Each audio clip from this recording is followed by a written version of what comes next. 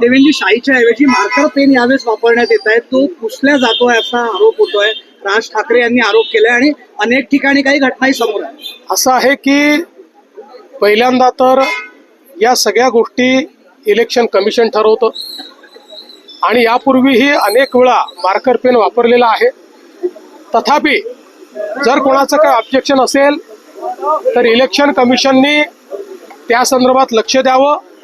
मात्र मला असं वाटतंय की काही लोक उद्याचा निकाल प्रिएम्प्ट करून निकाल आल्यानंतर कशाला दोष द्यायचा याची तयारी करतायत, हे मात्र स्पष्ट दिसत आहे.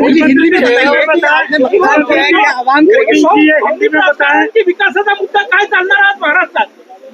महाराष्ट्रामध्ये केवळ आणि केवळ विकास चालेल. महाराष्ट्र विकासाच्या पाठीशी आहे. महाराष्ट्रातली जनता विकास डोळ्यासमोर ठेवूनच या ठिकाणी मतदान करेल, हा मला विश्वास आहे.